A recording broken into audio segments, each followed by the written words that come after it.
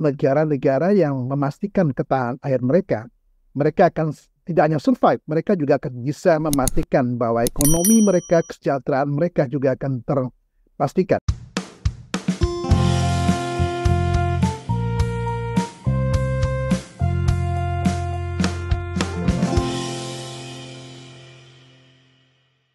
Salam perspektif baru untuk Anda pemirsa acara ini di media sosial YouTube dengan nama akun Perspektif Wimar TV. Saya Hayat Mansur senang sekali kembali menjumpai Anda di program khusus ini selama 30 menit ke depan. Sahabat perspektif baru, air merupakan sumber kehidupan bagi kita semua. Air baik dari segi kualitas, kuantitas, maupun kontinuitas sangat penting untuk menjaga keberlangsungan hidup kita. Lalu bagaimana upaya bangsa kita dalam menjaga ketahanan air dan juga menyediakan akses ketersediaan air bagi semua warga negara? Kita bahas topik ini bersama Bapak Firdaus Ali yang merupakan seorang pengajar, peneliti, pakar bidang bioteknologi lingkungan, dan juga staf khusus Menteri PUPR bidang manajemen sumber daya air. Salam perspektif Pak Firdaus Ali. Salam perspektif kembali, Hayat. Iya, senang sekali bisa berjumpa kembali dengan Pak Firdaus Ali, kawan lama yang Alhamdulillah. baik bisa bertemu kembali. Dan juga ini topiknya juga topik penting yang juga merupakan bidang kajian yang ditekuni oleh Pak Firdaus Ali. Nah, Pak Firdaus Ali, sekali lagi terima kasih bersedia hadir di Wawancara Perspektif Baru di sela-sela kesibukan beliau, terutama dalam menangani World Water Forum ke-10 yang baru saja selesai. Nah, berbicara mengenai World Water Forum dulu ini ya, Pak Firdaus Ali. Dalam upaya menjaga ketersediaan air dan juga akses air bagi semua makhluk manusia yang ada di dunia ini masyarakat global kan menyelenggarakan sebuah forum dunia yang disebut World Water Forum yang baru saja digelar di Bali pada tanggal 18 sampai dengan 25 Mei 2024. Nah, apa sih hasilnya dari World Water Forum ini, Pak Firdaus Ali? Oke, terima kasih, Hayat. Ya, terima kasih para pendengar dan pemirsa sekalian. Kita bersyukur ya, kita berjuang cukup panjang, cukup lama untuk bisa terpilih jadi tuan rumah Forum Air Dunia yang sangat prestisius ini. Dan pada tahun 2022, tepatnya 19 Maret, ya kita terpilih di Senegal, di Dakar, pada Forum Air ke-9 untuk menjadi tuan rumah Forum ke-10. Dan kita dikasih waktu atau kita memiliki waktu hanya 2 tahun 2 bulan, berbeda dengan Senegal. Senegal dapat jatah 4 tahun karena ada pandemi COVID-19. Dan negara-negara lain sebelumnya itu dapat jatah 3 tahun untuk mempersiapkan. Dan kita terpilih dalam suasana yang masih pandemi, tapi kemudian semua Board of Governor dari World Water Council yang hadir di Senegal itu punya harapan dan kepercayaan karena Indonesia, negara yang nomor 4 terbesar populasinya di planet ini, ada pada situasi geopolitik yang sangat strategis, apalagi pada saat itu kita akan jadi tuan rumah G20, ya, sehingga amanah kepercayaan itu diletakkan di pundak Indonesia. Dan alhamdulillah dalam waktu 2 tahun 2 bulan kita mempersiapkan, dan ini pengakuan hampir semua pihak, ini adalah forum air terbesar sepanjang sejarah dan tersukses sepanjang sejarah diselenggarakan di Indonesia. Dan bagi Indonesia inilah forum air pertama di Asia, nih forum air ketiga setelah di Jepang tahun 2003, kemudian di Korea tahun 2015. Ya, nah, tentunya tadi orang bertanya, apa sih signifikansi dari forum air ini? Forum air ke-10 ini forum pertama yang diadakan pasca pandemi COVID-19. Kita masih ingat ketika pandemi kita semuanya dalam suasana ketakutan, ya kita kemudian mengikuti prokes. Di antara prokes itu adalah tadi mencuci dengan air, kemudian mandi sesering mungkin, ya, dan tidak ada zat lain yang saat itu dibutuhkan di samping kita memburu vaksin, ya, adalah tadi memutus rantai COVID-19 itu adalah dengan keberadaan air. Dan tentunya tadi, ya, karena pasca pandemi kita kan juga berubah. Dulu orang mandi sekali, sekarang mandi 3 kali. Orang dulu tidak pernah cuci tangan, sekarang ya sesering mungkin cuci tangan, apalagi ya bulan-bulan terakhir ini di Singapura kembali angka COVID juga meningkat. Jadi perilaku ini akan mempengaruhi ya demand atau kebutuhan terhadap air bersih dan juga kemudian dikaitkan dengan ketersediaan yang juga semakin kritis. Sehingga forum di Bali ini sangat signifikan. Pertama tadi, pasca pandemi COVID-19. Kedua apa? Diadakan ketika dunia sedang menghadapi krisis air dan iklim yang sangat luar biasa. Nah, Pak Firdaus Ali, Ya. nah, ini kan forumnya sangat signifikan dan juga diselenggarakan tadi dikatakan saat dunia krisis air. Nah, apa hasil paling penting dari World Water Forum ini? Oke, kita mengusulkan ada 4 inisiatif ya dikaitkan untuk kepentingan nasional dan kepentingan regional maupun global. Kenapa? Karena walaupun kita tuan rumah kan kita juga harus mengundang semua stakeholder yang juga punya concern terkait dengan isu air. Nah, 4 itu pertama kita mengusulkan diantaranya tadi UN bisa menerima, mengadopt dan kemudian mengumumkan adanya Hari Danau Dunia. Kenapa Hari Danau ini penting? Karena hampir 80% lebih air tawar yang ada di permukaan bumi, ya, yang jumlahnya sebetulnya 0,009% dari total air yang di planet ini, itu ada di danau. Danau itu danau buatan atau danau alami. Dan danau buatan ini mengalami ancaman, misalkan tadi pendangkalan, kemudian sampah dan limbah dan sebagainya, gitu kan. Sehingga kita mengusulkan ya perhatian dunia terkait dengan bagaimana mengkonservasi danau tadi. Nah, kedua adalah kita mengusulkan ya dibangunnya pusat keunggulan air dan iklim, yaitu kita sebut dengan Center of Excellence for Water and Climate. Ya, ketiga itu kita mengusulkan karena kita negara kepulauan yang terbesar di planet ini, ya, kita punya isu terkait dengan bagaimana pulau-pulau kecil itu struggle untuk mendapatkan atau mengelola airnya, dan ini juga berlaku di negara manapun juga, even negara seperti Amerika yang punya koloni, ya, negara kepulauan, mereka juga struggle dalam rangka mengelola air tadi. Nah, kita mengusulkan di sini adalah terkait dengan strategi bagaimana pengelolaan air terpadu untuk pulau-pulau kecil. Yang keempat, kita mengajukan ya kompendium itu adalah tadi usulan-usulan proyek yang konkret yang bisa dieksekusi dikaitkan dengan tadi air bersih dan sanitasi. Ya, dan 4 ini ya alhamdulillah dengan proses yang sangat smooth sekali, sangat mulus sekali diterima oleh 168 menteri setingkat yang hadir di Bali dan 6 kepala negara dan 20.000 lebih partisipan yang hadir. Dan ini bagi Indonesia bukan hal yang mudah, bukan hal yang sangat simpel, ini hal yang sangat historikal sekali. Kenapa? Kepentingan nasional dan kemudian kepentingan global juga kita perjuangkan di Bali. Nah, tadi kan salah satu hasil penting dari World Water Forum ke-10 yang diselenggarakan di Bali itu adalah akan ada Hari Danau Sedunia. Nah, bagaimana kondisi danau-danau di Indonesia saat ini, Pak Firdaus Ali? Iya, sangat menyedihkan sebetulnya ya. Banyak danau kita, bendungan kita juga mengalami pendangkalan. Kenapa? Karena tadi pengendalian ruang di hulu itu kan sangat lemah sekali. Dulu adalah hutan, lalu kemudian dikonversi menjadi hutan industri, lalu di hutan industri kemudian berubah menjadi tadi kawasan perkebunan kemudian bisa jadi kawasan industri dan kawasan perumahan ya. Ini mempengaruhi bagaimana kemudian daerah aliran sungai yang nanti mengalir ke danau, ke bendungan, ke waduk tadi itu tentunya kualitasnya akan terpengaruh. Sehingga ya sebagian besar baik itu danau alami kita maupun kemudian danau buatan atau bendungan itu mengalami pendangkalan yang sangat cepat sekali. Kita pernah membangun Gajah Mungkur, kita perkirakan 70 tahun bisa kita manfaatkan kapasitas tampungnya, tapi kan kemudian tidak sampai 30 tahun. Itu sudah menyusut dengan signifikan sekali.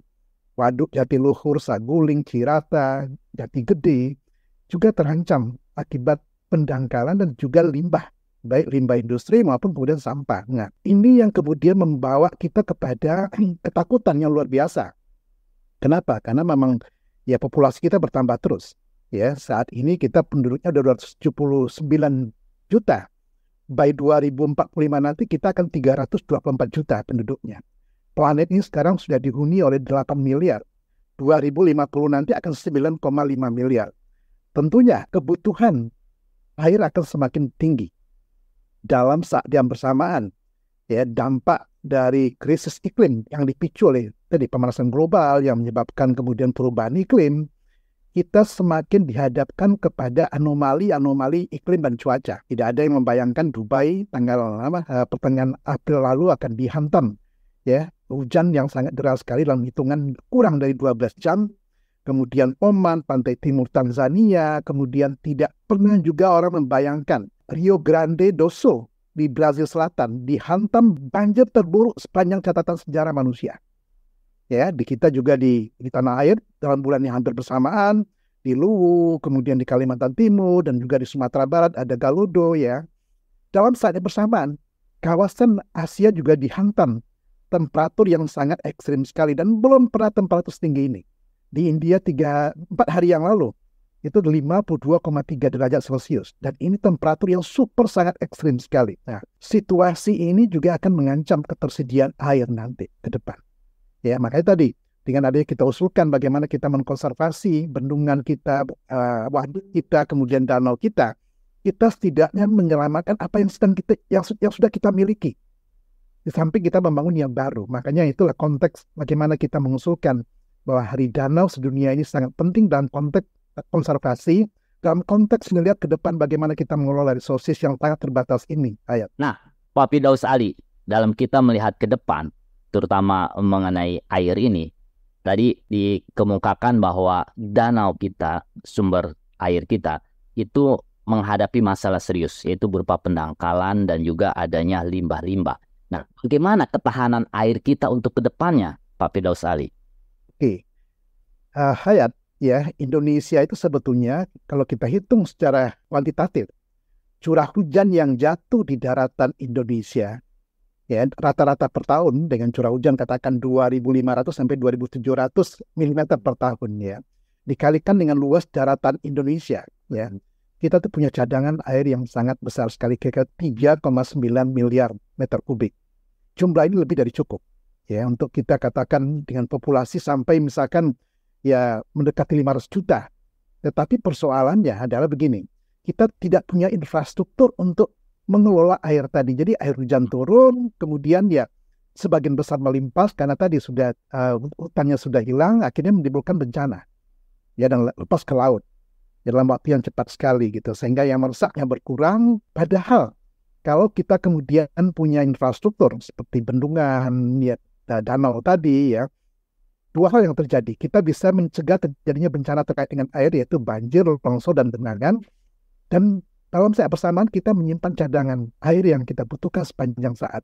Kalau kita lihat kembali lagi ya, total air yang jatuh di Indonesia, di daratan Indonesia itu baru yang kita manfaatkan kurang dari 20%. Masih kurang dari 20% yang baru kita kelola ya, baru kita dengan adanya bendungan dan sebagainya. Makanya kemudian pemerintah memutuskan membangun 61 bendungan baru ya dari total 240 bendungan yang sudah ada. Ini tujuannya buat apa? Untuk meningkatkan kapasitas tampung kita dalam konteks tadi membangun ketahanan air kita. Kenapa? Ya tadi negara-negara yang memastikan ketahanan air mereka akan tidak hanya survive, mereka juga akan bisa memastikan bahwa ekonomi mereka, kesejahteraan mereka juga akan terpastikan. Dan itu dilakukan oleh China, dilakukan oleh Korea, dilakukan oleh Jepang, dilakukan ya negara-negara maju karena mereka memastikan bahwa tidak akan ada ketahanan pangan tanpa ketahanan air.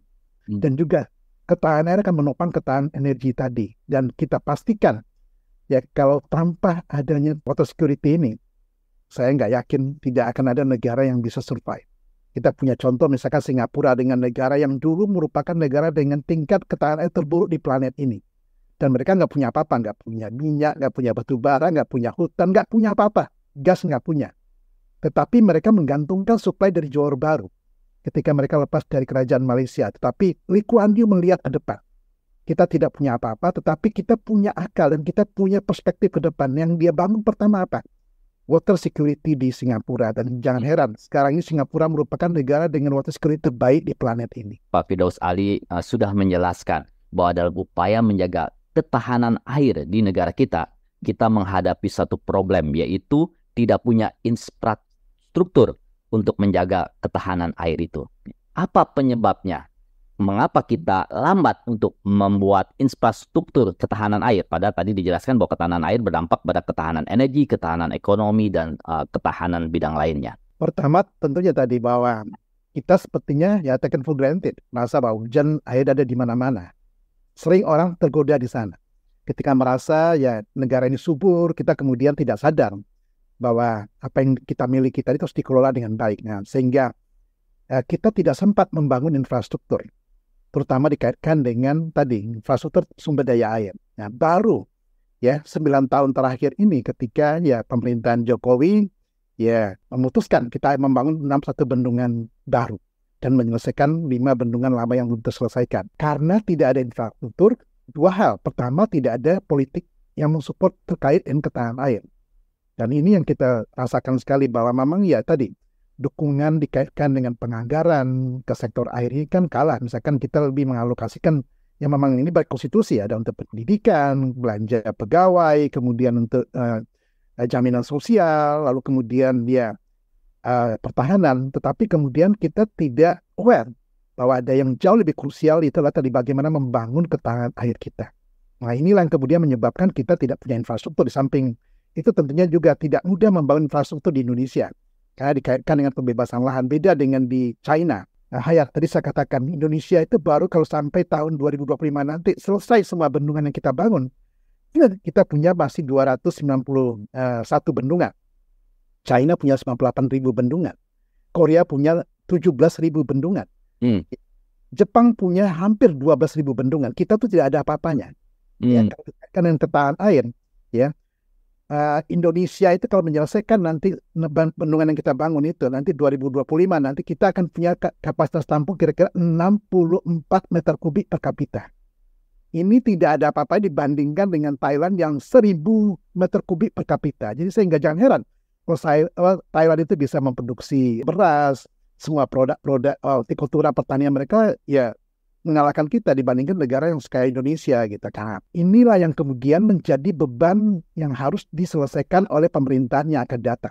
Dan saya mengatakan berkali-kali, beruntung Forum Air ke-10 ini diadakan 5 bulan sebelum pergantian pemerintahan baru.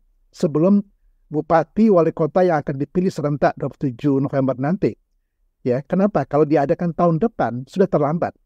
Ya, kita sudah masuk di situasi krisis yang semakin berat. Nah, dengan modal 5 bulan ke depan ini, tentunya pemerintahan yang baru akan harus belajar dari apa yang kita bicarakan di Bali, sehingga mereka bisa merealokasikan ya budget tadi dengan cerdas, dengan pintar untuk memastikan bahwa ketahanan air itu akan memastikan adanya ketahanan pangan, menopang ketahanan energi kita nanti. Hayat. Pak Firdaus Ali, kalau begitu apa PR yang harus dilakukan lebih dahulu oleh pemerintah mendatang, baik pemerintah pusat maupun pemerintah daerah?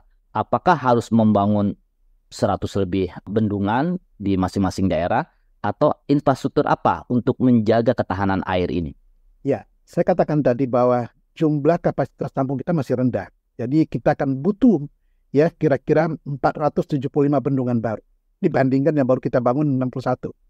Ini PR yang tidak kecil, tapi ini merupakan hal yang harus kita lakukan ke depan. Nah, di samping itu tentunya pemerintahan yang akan datang memastikan ya bagaimana tadi bendungan yang ada, danau yang ada dikelola dengan baik. Tidak lagi tempat membuang sampah, tempat membuang limbah, kita kendalikan laju sedimentasinya. Yang ketiga, kita ingin memastikan semua kepala daerah yang terpilih nanti, yang akan maju nanti, punya perspektif yang kuat dikaitkan dengan ketahanan air. Selama ini kan mereka tidak peduli. Air minum mereka ada apa tidaknya, sanitasi mereka dikelola tidak peduli. Tapi kita berharap ke depan calon kepala daerah yang akan memimpin ya 550 lebih daerah tingkat 2, 38 provinsi punya perspektif yang kuat dikaitkan water security untuk menopang food security tadi. Kalau tanpa itu kita akan berhadapan kembali. Tadi kita akan mengalami ketika musim kemarau kita panik. Ya tidak ada air, kemudian pangannya sulit didapatkan gitu. Jadi ini harus dilakukan. Yang keempat, ya kita menekan inefisiensi yang terjadi. Irigasi kita ada tapi airnya terbuang karena tidak dimanfaatkan. Di air minum perpipaan kita banyak kebocoran, itu harus dikurangin gitu kan. Kita juga punya idle capacity, itu tidak dimanfaatkan. Semuanya itu membutuhkan apa? Membutuhkan capex, membutuhkan capital expenditure. Nah, di sini kita ingin mendorong ya parlemen baik di pusat maupun di daerah punya pemahaman yang kuat terkait dengan politik air ini. Kenapa? Inilah cara untuk kita survive dan kita untuk bisa tumbuh bersama untuk sejahtera bersama nanti. Nah, Pak Firdaus Ali bicara mengenai bahwa ini akan membuat kita tumbuh bersama. Ini kadang-kadang perspektif teman-teman maupun publik itu kalau kami membangun bendungan, apa manfaatnya bagi peningkatan PAD kami? Apa manfaatnya bagi peningkatan kesejahteraan pemilih kami di daerah? Nah, bisa dijelaskan secara singkat tapi mudah dimengerti. Ya, sebetulnya begini ya, jangan terjebak dengan mengejar capaian jangka pendek. Ya kan tadi, kalau saya bangun ini apa yang saya dapatkan besok gitu. Yang sering dilakukan, kalau saya bangun ini saya dapat komisi apa? Itu kan jangka pendek gitu kan. Seharusnya kalau saya bangun, ini akan membantu saya untuk periode berikutnya lagi atau orang yang akan menggantikan saya dan saya punya legacy untuk utang saya ke pemilih saya. Harusnya perspektif demikian. Jangan lihat langsung apa yang saya dapatkan hari ini, tidak. Karena membangun ketahanan air ini butuh waktu. Butuh kerja cerdas, kerja bersama, butuh kolaborasi, dan butuh inclusiveness untuk bisa kemudian memastikan bahwa ini tujuan kita bersama. Dan ini yang dilakukan negara-negara maju, sehingga mereka sukses. Seperti yang dilakukan di Singapura, dilakukan di Seoul, yang dilakukan di Beijing, dimanapun juga gitu. Jangan berpikir hari ini saya dapat apa dari proyek ini gitu. Dan jangan. Kenapa? Karena jangka panjang kita akan membangun kesejahteraan itu akan rolling ini sifatnya gitu. Begitu, Hayat.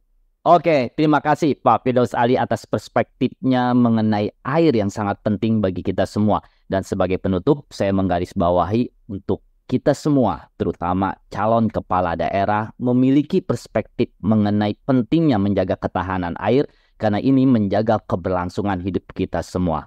Terima kasih, sampai jumpa di wawancara perspektif baru berikutnya.